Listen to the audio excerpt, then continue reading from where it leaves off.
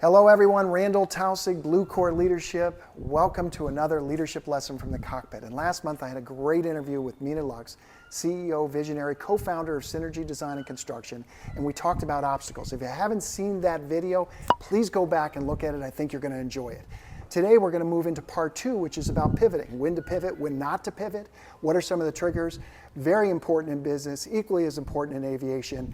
I hope you join us in the Cockpit for the conversation. We'll see you soon.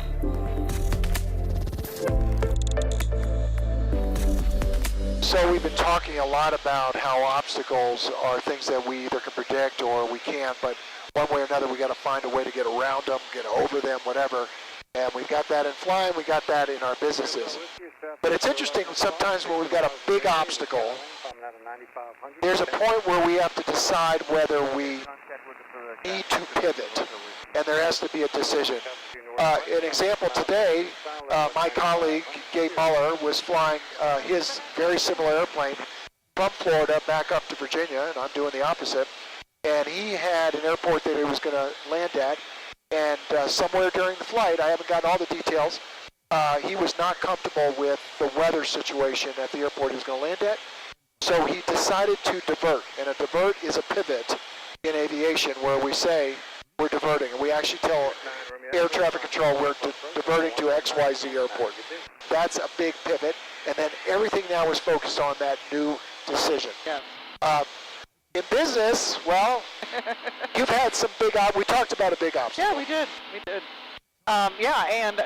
That big obstacle came as far as knowing I needed to make an ownership change within our company, and that was a huge pivot, obviously. But it was one that was decisive. It was clear, and once I made the decision, then everything, flowered and flowed from that decision. I had to be decisive, though. I couldn't be wishy-washy. It wasn't the best for our employees, our company, or my previous business partner. So I had to be decisive in that.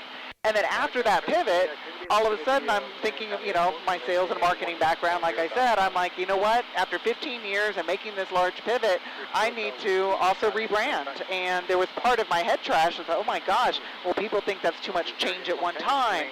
Why am I thinking I need to do that? And I really, felt into my gut and realized that was a pivot that needed to happen in order to bring that fresh energy, to let everybody know that things had changed. I was able to tie the marketing enough to the old marketing that everybody felt that new fresh energy. And I'm telling you, Randy, the feedback we got from our employees on just the new logo and the new fresh energy, and our clients, I just got so much amazing positive feedback that I was glad I made that decisive choice to pivot from a marketing standpoint, which from the outside, a lot of people said, oh, nothing's broken, don't touch it. But I knew that pivot was just as necessary as the ownership. Yeah, and so you had some confidence in that, and once you decided, whatever your process was, you decided you were ready to pivot, a decision was made, and then all focus, all direction, all energy was going for that pivot. And look, I hear it in your voice. It was the right decision. Yeah. And you know what? Even sometimes we pivot and it's not the right decision, we then pivot again. Exactly. But then the opposite can happen as well, where we might think we need to pivot versus stay the course. Yeah. We're on course right now. I'm good right now. And we had those clouds earlier where we decided to stay the course. We could have asked to go up higher or lower, made a choice, but we stayed the course because we knew it was the best thing for us in that time. Yes, yeah. Exactly. Yeah. Part of the art and the science is deciding when you have information about an obstacle, something that is in front of you that you can't avoid. Yeah. Do we pivot or do we stay the course? Yeah. But one thing's for sure. There's a point where you have to make a decision. You got to be decisive. Yeah. And then if things change, then you can then reassess, be decisive, pivot or not pivot. Exactly. Yeah. Leaders and those that are the stewards of our business, it's important to start getting comfortable with making those kinds of decisions and knowing when to take the energy from the outside and what to do with that, and also when deciding not to listen to it and to make your own decision. Yeah. go forward. Yeah. Well, and especially when you have a large pivot within an organization, you need to work with the employees and know that they're all looking to you as the leader to make decisive choices, that you are going to pivot, but at least it's decisive. They know the direction. They can get behind that direction.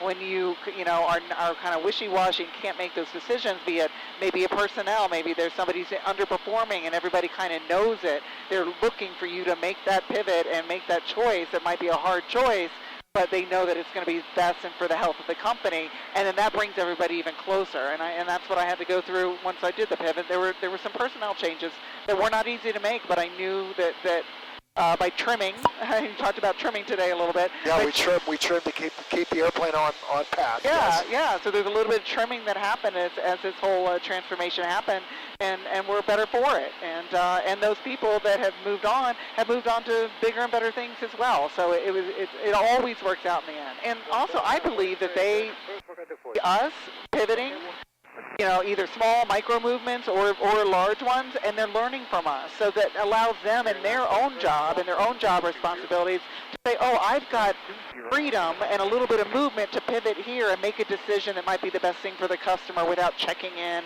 and just doing the right thing in the moment and being able to make little micro pivots, which empowers them and helps them be a better leader, which we were talking about earlier. How do you train people to be great leaders is by leading them. That's right. That's right. Exactly. And it's leading by example. Yeah. I love it, Mina. Yeah. This is good stuff. Well, Randy, I cannot tell you what a pleasure it has been and how honored I am that you invited me into the cockpit with you. I've been watching your videos for a year and just really excited to be a part of it, and just really, I just learned so much from you today, just like I've learned from you over the years, and I just really want to thank you. A big thank you back. You're my first official entrepreneur in the cockpit with me. I got to say that a flight that usually takes quite a long time feels like it's gone so fast today. It's just flew by. All right. I didn't mean You're here all week, right? I didn't mean to. But we had great conversation, and I love hearing about your entrepreneurial journey, which has been fascinating. And the beautiful thing about it is it's still going strong. And there's this next element. We're in this cockpit going somewhere else a year from now. I think you're going to have some new stories to tell us, and I want to give you an open invitation right now to come back anytime. Oh, Randy, thank you. And we're going to do this again. Thank you. I would love that. Thank you for again. the opportunity. Yeah, thank you again. Yeah.